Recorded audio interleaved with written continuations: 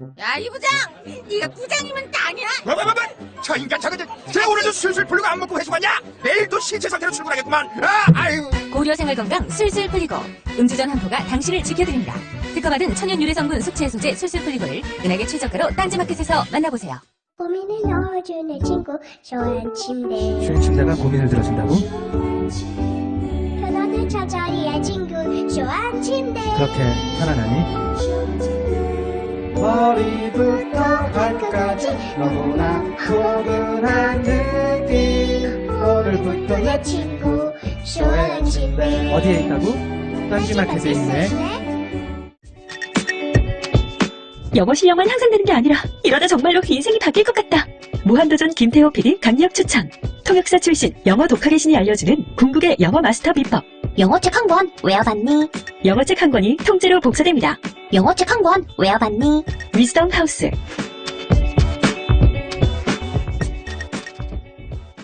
엄마, 나 가게 안 하고 싶은데. 너 가게 해봤니? 농축 만들어봤니? 인테리어는? 특기는? 일할 사람은? 운영은? 가게 자리는? 개그만! 너 돈이 있니? 난 요술램프 몬스터 셰프다. 네가 원하는 모든 것을 들어주마. 맛집의 맛을 똑같이 만들어줄 수 있어요? 맛뿐만 아니라 돈과 정말 모든 비법을 알려주겠노라. 야하! 이젠 걱정 고민 끝! 네이버 검색창에 몬스터 셰프라고 쳐주세요. 상담 문의 02-458-8838. 몬스터 셰프!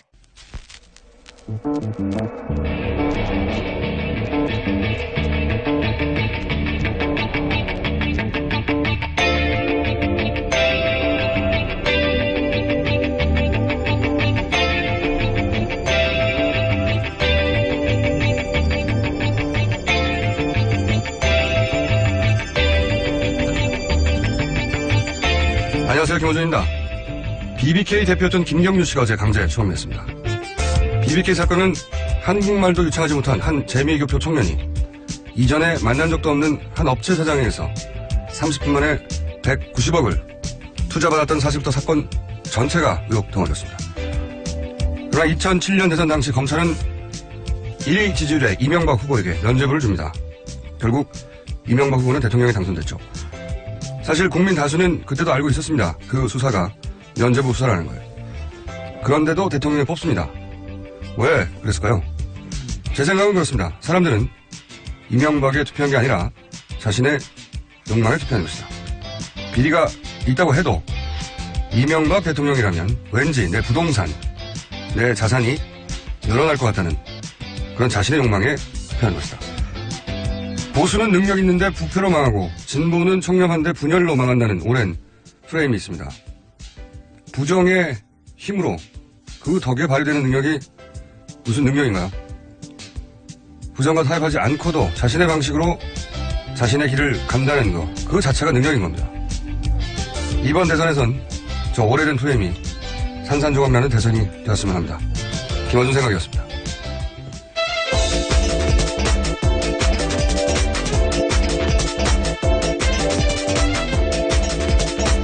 시사인의 김은지입니다.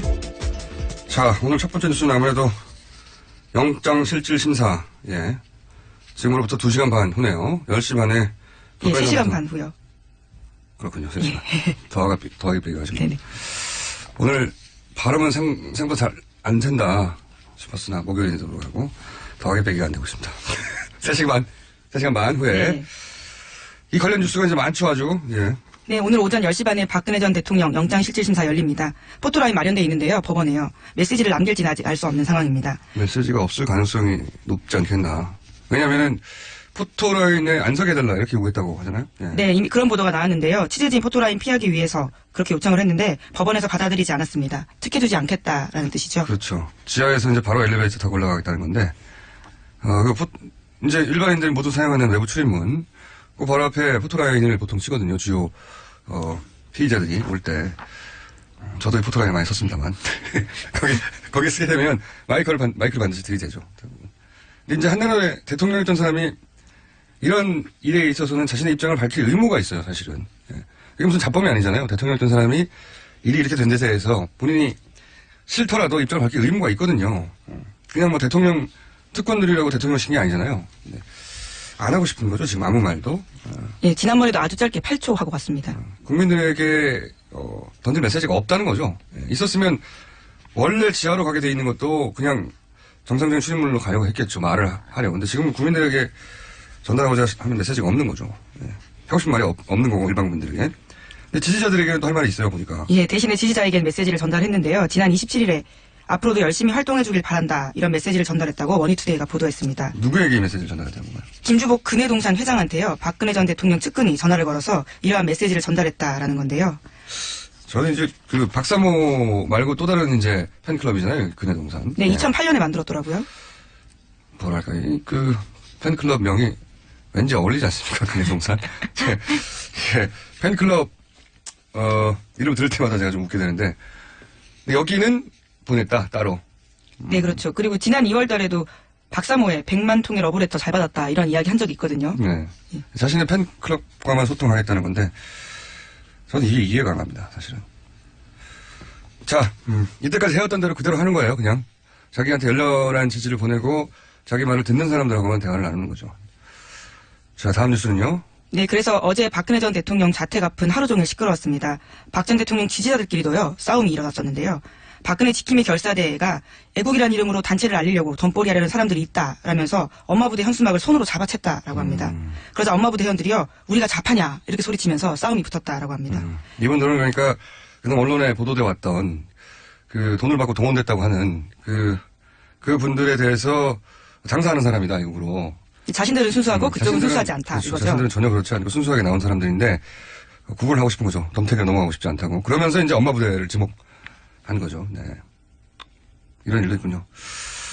박근혜 전 대통령이 지금으로서는 구속될 가능성이 대단히 높은데 그럼 이분들은 계속 자택 앞에 있을까요? 구치소 앞으로 옮기실 수도 있고요. 네, 자택 앞은 한동안 조용해지지 않을까 그렇게 된다면요. 네, 거기가 네. 거기 이제 없다면 네. 그러면 이제 주민들이 좀 편해지겠네요. 그 앞에 주민들 정말 고생이 많았을 것 같아요. 네, 게다가 바로 붙어있는 초등학교가 있어서요. 안전상의 위험이 굉장히 컸습니다. 거기서 이제 폭력적 현상이 자꾸 나오니까 네. 기자들을 때린다거나 실제로 연행되기도 했습니다. 때린 자기들끼리 사람들. 싸운다든가 소리도 소음이지만 자 다음 뉴스는요. 네, 손범규 변호사가요. 어제 검찰은 어불성설이다 이런 입장을 밝힌 건데요. 지난주 20일 그러니까 박 전 대통령이 검찰에 출석해서 조사받던 때만 하더라도요. 검찰 가족에게 경의 표한다 이렇게 말한 바가 있거든요. 또 입장을 바꾼 거죠. 손 변호사는 기업이 돈을 내는 행위는 재단을 설립하는 행위에 불과한데 검찰이 이를 뇌물줬다라고 하는 것은 어불성설이다라고 주장하고 있습니다. 그게 저는 변호인단이 일관된 전략이 뭔지 전략이 없어요. 전략이 그때 이러면 안 되거든요. 이렇게 큰 사건에 중요한 사건에 메시지는 일관돼야 되고 전략도 항상 유지돼야 되는데 뭐 그때그때 바뀌니까. 솔직히 좀 민망합니다. 왜냐하면 작년 11월 달만 하더라도요. 똑같은 검찰을 향해서 사상 누각이다 이렇게 비판한 적이 있거든요. 그리고 또 경의를 표한다고 했다가 네. 이제 어불성설이라고. 네, 일주일 만에 바뀌었죠. 네. 이건 기본적으로 박근혜 전 대통령 책임이에요. 변호인단하고 회의를 하지 않기 때문에 변호인단하고 회의를 계속 해야 되거든요. 어제도 얘기했지만. 그러면서 계속 아이디어를 내고 그 전략을 정교하게 만들고 해나가야 되는데 이건 그때그때 반응해야 되니까 변호인단이 어려울 거라고 봅니다. 네. 자, 다음 뉴스는 세월호 관련 뉴스 뭐 없습니까? 네, 오늘 원래대로라면요. 세월호가 목포를 향해서 출발하기로 되어 있었습니다. 그런데 예정된 계획이요. 불투명해졌습니다. 해양수산부는 세월호 현장의 파도가 계속 높아서 오늘 오전 5시 현재까지도 작업을 재개하지 못하고 있다. 이렇게 밝혔거든요. 동물뼈 소동에 이어서요. 현지 날씨까지 나빠지면서 작업이 중단된 상태입니다. 저는 뭐 서둘릴 이제 배가 물 밖으로 나왔기 때문에 지금 뭐 하루 이틀 더 빨리 하는 건 중요하지 않은 것 같아요. 네. 근데 이 궁금한 거는 이 동물뼈, 결국 이제 돼지뼈. 이거 족발뼈거든요. 네, 18cm라 되기 때문에. 네, 족발뼈인데, 전 이해가 안 가요. 거기서 왜 족발뼈가 나왔는지. 이건 굉장히 의외의 상황, 뭐 예를 들어서 작업자들이 족발을 시켜먹고 버린 거라든가 그런 거 아닐까요? 바로 옆에 작업화가 같이 발견되긴 했습니다. 네, 동물, 돼지를 싣지는 않았다고 했으니까. 네, 해수부가 파악하기로는 그런데요. 네. 근데 지금까지 워낙 파악하지 못한 정황들이 많아서 뭐가 뭔지는 아직 나오지 않았습니다. 네, 그렇긴 합니다만.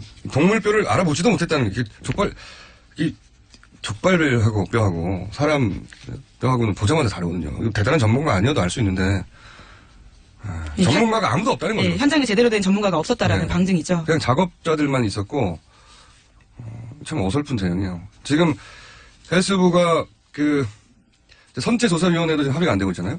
네, 선체조사위원회가 꾸려져서요. 가족들과, 예. 예, 어제 팽목항 찾았습니다. 예. 만나가지고 그런데 10분 만에 가족들이 오열하는 상황이 발생했다고 하는데요. 왜냐하면 합의문 때문이었습니다. 예. 가족들은 합의문에다가 미수습자 수색 방식을 가족들과 사전에 합의하고 모든 방법을 총동원해서 미수습자 수습 최우선으로 진행해달라 이렇게 요구했는데요. 조사위 쪽에서는 합의는 권한받기 일이기 때문에 이렇게 하기는 힘들다라고 밝혀서요.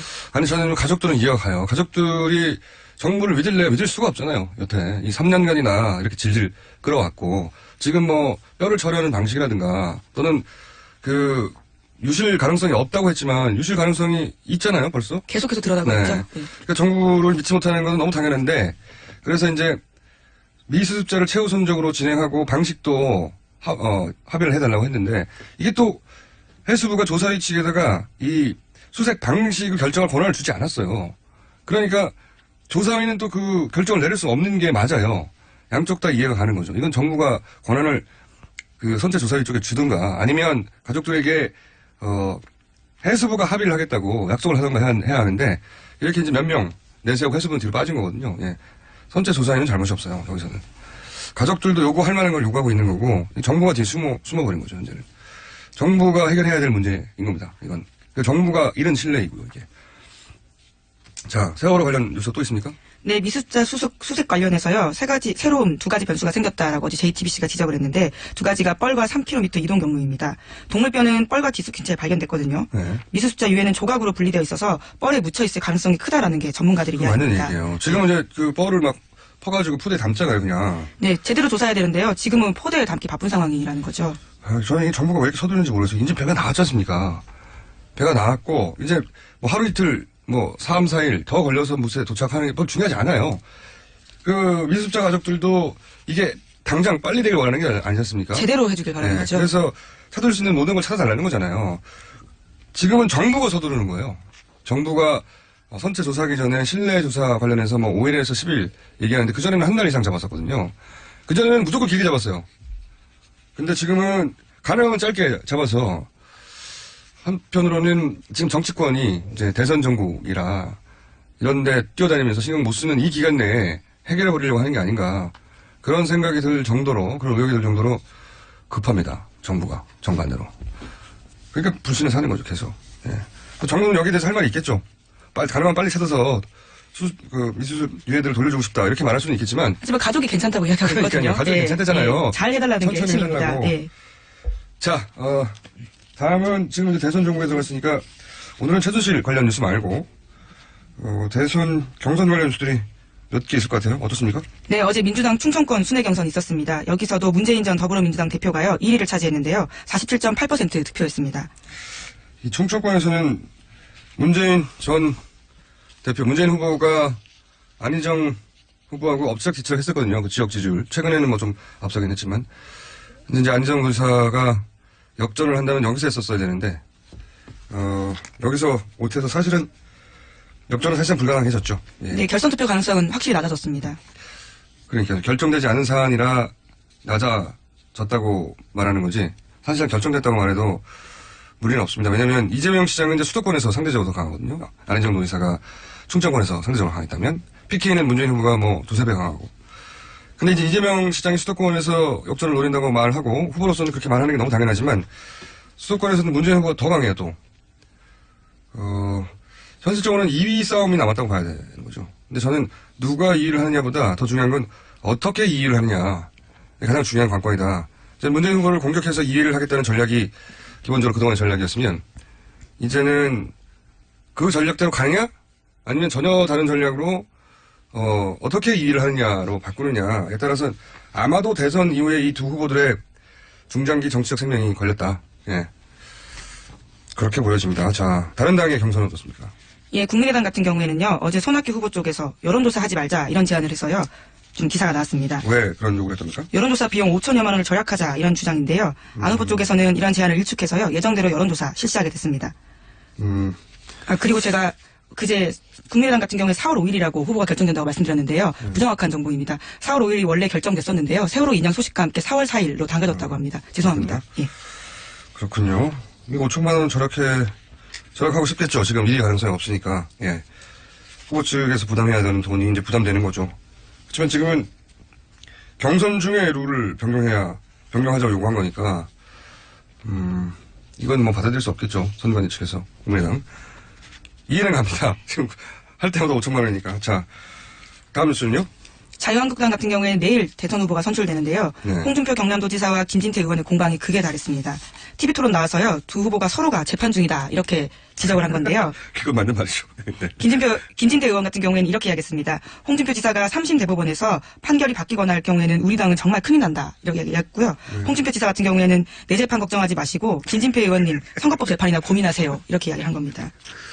네, 이것도 굉장히 유례가 없는 일입니다. 지금 유력한 후보 2명이 둘 다 기소된 상태예요. 재판을 받고 있는 거죠. 재판을 받고 있는. 그러니까 서로 너 재판이나 걱정해 뭐 이런 얘기가 왔다는 거죠. 네, 우리 당이 큰일 난다. 혹시라도 유죄가 나올 경우에는요. 말은 각자 맞는 말이긴 합니다만 저도 이 장면을 보긴 봤어요. 예. 그 뉴스 공장에 저희가 잠시 후에 시작되는 내부자 둘이라는 코너가 있어요. 이 두 분을 모시고 싶어요. 빵 터질 것 같은데. 게다가 김진태 의원 같은 경우에는요. 어제 이런 이야기도 했습니다. 바른정당과 연대하기 위해서 친박계 출당할 수 있다. 이런 홍지사 이야기가 나오자요. 새 여자 만나서 살림 차리려고 키우던 애들 구박해서 내쫓겠다는 거냐. 이런 식의 비유도 한 겁니다. 김진태 후보는 적어도 홍준표 후보보다는 비유가 참 약해요. 진짜. 이 비유가 이제 정치권에서 무릎을 탁 치게 하는 비유들이 많이 나오는 것이거든요. 원래 말로 먹고 사는 사람들이라서. 김진태 후보는 아직 내공이 좀 부족하다고 봅니다. 예. 이 비유는 무슨 뜻인지 알지만 김진태 후보를 지지하는 분들한테도 쏙 기분 좋은 어딘가에서 계속 써먹을 수 있는 비유가 아니거든요. 예. 내공을 학원 같은 데를 좀 다니셔야 될 것 같아요. 자, 다음 뉴스는요? 네, 바른정당 유승민 후보 같은 경우에는요. 대권 주자로서 첫발 내딛었는데요. 이회창 전 한나라당 총재 예방했다고 합니다. 뉴스가 별로 안 나는 거군요. 인연이 특별하죠. 원래 이 이회창 전 총재 시절에 여의도 연구소장을 시작했거든요. 네, 정계 입문을 했었죠. 자, 그리고 BBK 관련해서 왜냐면 앞으로 이 사건이 제가 보기엔 다시 부상할 게 틀림에 없어 보이는데 뭐 뉴스 있습니까? 네, 어제 결국 강제 추방당해서요. LA로 나갔습니다. 김경준 씨는 LA에서 또다시 한국 기자들을 만나서요. 이런 이야기도 했는데요. 기자회견 가능성 있냐 물어보니까 일주일 이내 고려해보겠다 밝힌 겁니다. 그렇군요. 이제 앞으로 이 사건이 자주 나올 것 같은데 키워드 몇 가지만 이제 오늘은 기억해 두시면 될 것 같아요. 그러니까 도곡동 땅. 예, 이 키워드가 계속 나올 겁니다. 왜냐면 이 BBK 사건이라는 건 굉장히 오래된 사건이에요. 2000년에 시작된 거거든요. 불거진 건 2007년, 17년 전 사건이에요. 간단하게 얘기하면 BBK에서 나중에 옵셔널 벤처스라는 회사로 바뀌는데 그 옵셔널 벤처스라는 회사 주가 조작을 해서 투자자들한테 수백억의 피해를 입히고 그리고 당시 대표였던 김경준 씨가 300억을 들고 튀었다. 요약하면 이런 사건입니다. 이런 사건인데 근데 이 BBK 종자 돈이 다스란 회사에서 나와요. 그런데 190억이 이 190억은 도곡동 땅을 팔아서 다스에 넣은 돈이에요. 그러니까 도곡동 땅 주인이 다스 주인이고 다스 주인이 BBK 주인이고 BBK 주인이 옵셔널 벤처스 주인이기 때문에 그 주인이 누군지를 찾으면 범인을 찾을 수 있다. 요약하면 그런 사건입니다. 앞으로 계속 나오겠죠. 다음에 다루기로 하고 자 제목 하나 정도 읽고 끝내죠. 네, 관광업계의 사드보복 피해 규모가요. 메르스만큼 심각하다라는 주장이 나오고 있습니다. 그럴만 하겠네요. 이 통계는 저희가 따로 자세히 저희 경제 코너에서 한번 다뤄보겠습니다. 자 여기까지 하겠습니다. 시사인의 김은지였습니다. 감사합니다. 여성 여러분, 골반이 삐딱하면 허리가 아파요. 아랫배가 나와요. 골반이 바로서야 건강도 아름다움도 바로섭니다. 바디로직을 입으세요. 토크밴드의 입체적인 탄력이 틀어진 골반을 바로잡습니다. 간편하고 확실한 골반 교정 타이즈 바디로직. 삐딱한 남성 골반에도 역시 바디로직. 바디로직의 효과를 못 느끼셨다면 100% 환불해드립니다. 자세한 환불 조건은 홈페이지를 참조하세요. 굶고 뛰고 땀 빼고 다 해봤다. 그래봐야 소용없었다. 다이어트는 결국 먹는 게 문제다! 동결건조 채소와 곡물, 단백질, 그리고 효소와 비타민, 미네랄로 만든 다이어트 전용 그린 스무디로 하루 한두 끼만 바꿔 드세요. 검색창에서 비타샵을 검색해주세요. 아무도 묻지도 따지지도 않고 가입하셨다고요? 보험은 너무 어려워요. 걱정 마십시오. 마이보험 체크가 도와드립니다. 1800-7917 마이보험 체크로 지금 전화주세요. 1800-7917 이미 가입한 보험이나 신규 보험도 가장 좋은 조건을 체크해서 찾아드립니다. 인터넷 한글 주소 마이보험.com 또는 카카오톡에서 아이디 검색 마이보험을 친구 추가하여 상담하실 수 있습니다.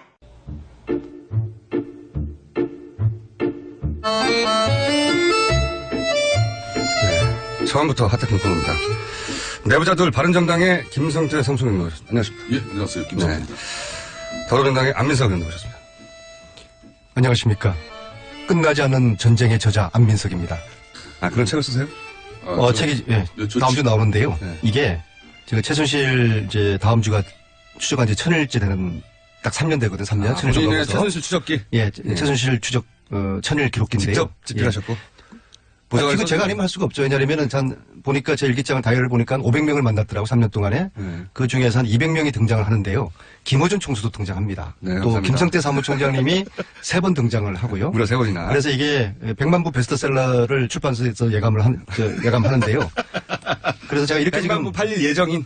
예, 그래서 100만 부 넘어서부터는 101만 부부터는 그 책 수익금을 여기 뉴스공장 우리 가족들이 알아서 나눠 가지도록 그렇게 제가 절대 그런 일은 없겠네요. 그런 일은 절대 있을 수도 없을 것이고 저 겸손하지 않은 끝나지 않은 전쟁의 이제 집필자의 참 모습을 또 우리 정치자들이 다 이게 다음 주 근데 상당히 의미 있는 내용이에요. 내용 자체는? 그러면 최순실 국정농단의 이 1000일의 추적기를 책으로 엮은 아직 것이 내용을 안 보셨죠? 그런데 저도 이 방송 준비하기 이전에 좀 들었습니다만은 한마디로 안민석의 처절한 진정성이 거기 다 담아 있는 거죠. 보수가 이번 대선에서 완패하지 않으려면은 이 책을 필독을 해야 되고요.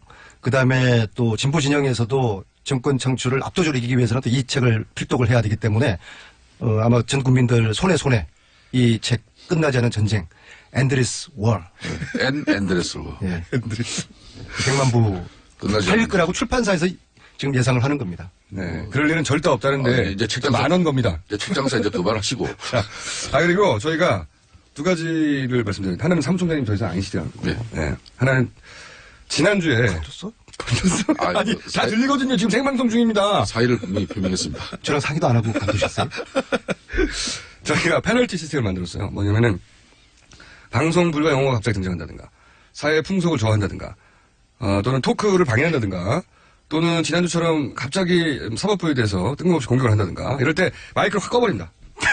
오늘 저하고는 해당 사항 없어요. 그 네 가지가 다 이제 안민석에 해당 사항인데. 그렇죠. 어떻게 지난주에 뒤늦었지만은 이제 교통방송이 적절한 조치를 취하는 거예요. 이제야. 지금까지는 거의 편파적으로 그냥 안민석 의원의 독단에 의한 방송이 그냥 안민석 의원님 마이크 자행되더라고. 반 이상 내려가지 아무도 이걸 터치 안 했거든요. 아침에 교통방송 출입구에서 우리 김호준 공장장이 저를 딱 기다리고 있더라고요. 그럼 심각하게 의원님 지난주에 그 사법부에 대한 과한 표현 오늘 좀 해명하시죠. 해명 한 5분 정도 저를 설득을 해서 곰곰이 생각해보니까 표현이 좀 과했던 것 같습니다. 그래서 지난주 사법부에 대한 과한 표현을 정중히 사과드리겠습니다. 링컨이 그랬어요. 정치인의 최고의 용기는 잘못한 것을 인정하는 것이다. 박근혜 전 대통령님 인정하십시오. 자, 마이크 내려갈 수 있다는 사실 아시고 근데 아시는 분들은 이미 많이 아시는데 인터넷상에서 많이 돌아가지고 김성태 의원님이 공격을 당했어요. 친박 단체분들 와 몰려가지고 장소가 어디입니까? 저 선거구는 아닙니다만은 저희 강서갑 지역에 있는 웨딩홀이에요. 그날 영남 향후회가 열리는 그런 행사가 있는데 영남 향후들이 다 입장하고 난 뒤에 저도 약간 행사 정시에 도착했는데 제가 차가 현관 정문 앞에 도착하니까 순식간에 왔다 그러면서 홀 로비에 여기저기 있던 분들이 이제 피켓 이 도화지로 이렇게 이런 용어 피켓을 이렇게 들고 한 30-40명이 순식간에 모여들었어요. 그거 두드려 맞을 건 아니 그런 상황은 아니었습니다. 이제 대박 가족 단체에서 몰려온 것으로 이렇게 파악이 되는데 대박 가족이요? 예. 대부분 박사모 중에 대박 가족이라고 또 따로 있어요? 따로 있습니다. 박사모 조직, 대박 가족 조직. 이제 대박 가족이 이게 처음에는 박근혜 대통령의 마음의 가족 이래가지고 이제 대박 가족인데 그네 동산 말고 또 있는 거군요, 말하자면.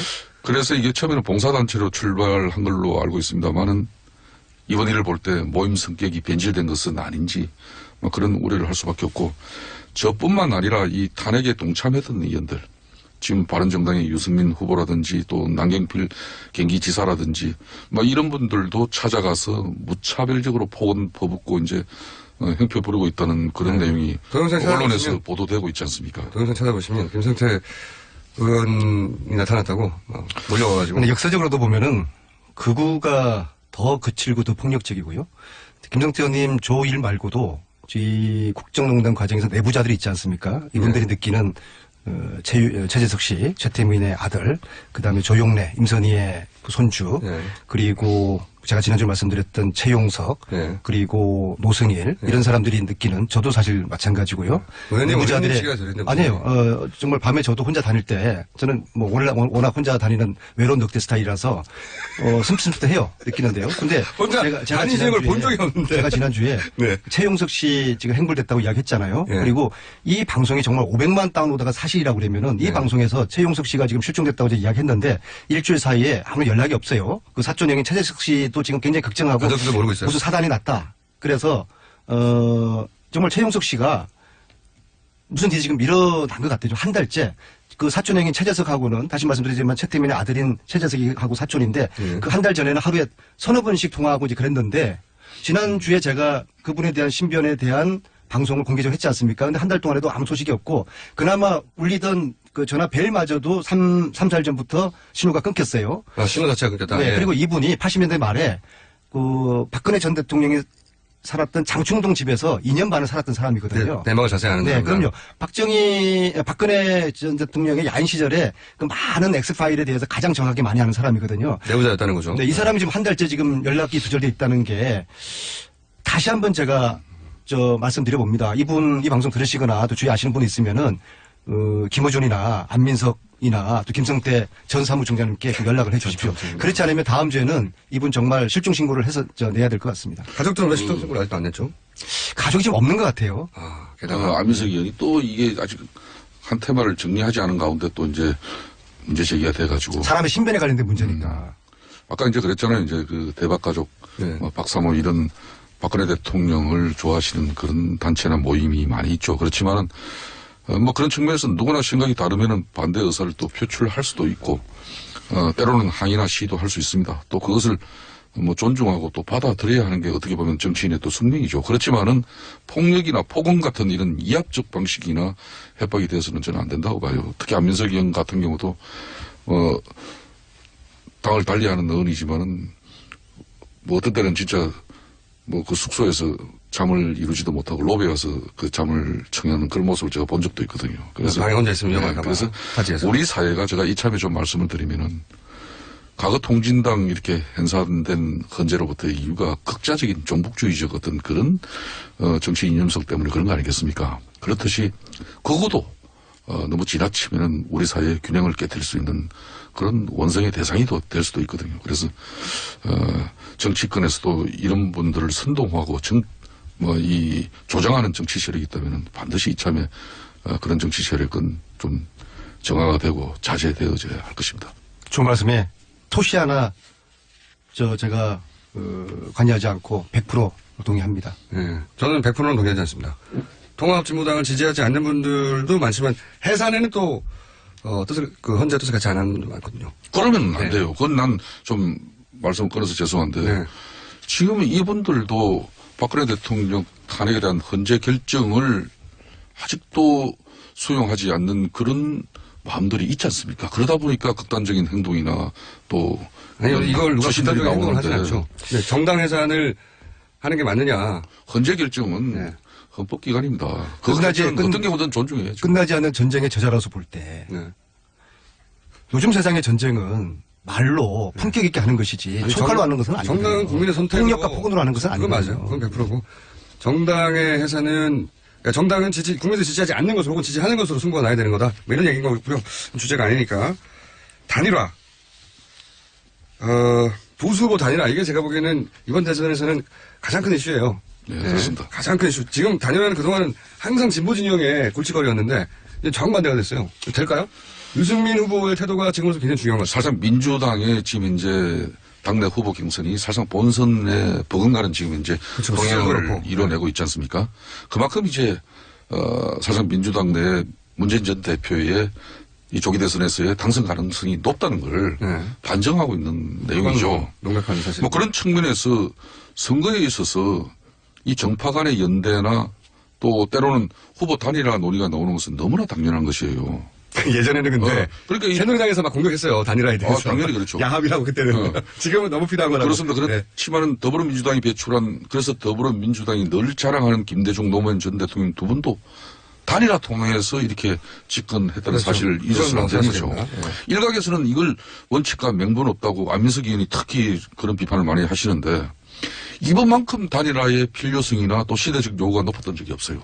또 중요한 사실은 두 분이 너무 화목하고. 이게 저항적 권력의 최순실 국정농단의 이 폐단을 우리가 경험하고 대통령 탄핵까지 이루어진 이 엄중한 상황에서 더군다나 조기 대선 앞으로 40일 이후에 치러지는데 제대로 된 대선 후보의 검증 없이 이루어지는 이 마당에 가장 박근혜 대통령 탄핵에 큰 수혜를 입고 있는 문재인 전 대표가 그냥 대통령이 돼야 된다? 이거는 누가 그렇게 전적으로 동의하겠습니까? 의원님, 마이크 페인트 시스템 적용 안 할게요. 예. 말 좀 하세요. 네. 끝나지 않은 전쟁의 저자로서 저에게 단일화 한다 안 한다 OX를 물으면은 저는 100% 할 거라고 오를 칠 겁니다. 왜냐하면은 단일화 한다? 제가 바른정당 창당할 때 그랬지 않습니까? 이 자리에서 이건 위장이혼이다. 반증했지 않습니까? 또 겨울에 잠시 박지정 헤어졌다가 이제 꽃피는 봄에 오니까 다시 만나는 거예요. 특히 바른정당이 지금 박쥐 신세지 않습니까? 지지율 5%도 안 되니까 존재감이 낮아가지고 지금 위기감을 느끼고 있거든요. 홍준표, 유승민 단일화는 소위 스몰 텐트 쳐지는 것이거든요. 자기들끼리 리그하는 거예요. 국민들에게 별다른 감동 전혀 못 줄 것이고요. 결국 순실이당과 박지당 후보 간에 단일화하는 거거든요. 안민석이 이게 국민들 우습게 하는 그렇게 것이죠. 방송 용어로서 국민들에게 적절치 못한 선택을 하지 말라 그러는데도 그걸 또 즐기시는 김원중 이 김영장이나 박지당이라고 제가 지칭한 것에 대해서 너무 기분 나빠하지 박지당이든 마시고요. 순실당이든 그걸 그 상대당에 그렇게 모욕적인 언행을 그렇게 이 공정한 방송에서 이렇게 일방적으로 국민들은 해도 됩니까? 자유한국당에 대해서 확 안 들어오고요. 순실이당 하면은 딱 이해가 되고요. 그 다음에 바른정당도 아직 이게 익숙지 않아가지고 박지당이라고 하니까 그래 맞아. 이게 이도저도 아니고 애매하지. 당사자들끼리 당사자들끼리 역시 상대당을 끝나지 공부하면은- 않은 전쟁 저자의 수준을 오늘 여기서 명력하게 저의 수준은 국민들 수준이고요. 저를 폄하하는 건 국민들을 폄하하는 이렇게 겁니다. 그렇게 방송하셔가지고 100만 부 이게 제가 하면 소위 되겠습니까? 흑수저 유학 반대요. 석사 박사를 제가 미국에서 했어요. 아, 그래요? 링컨에 by the people, of the people, for the people. 이번 대선은 촛불에 의한, 촛불을 위한 촛불들이 만들어낸 대선이거든요. 명분이 있어야 되는 의원님 겁니다. 첫 박사를 미국에서 하셨어요?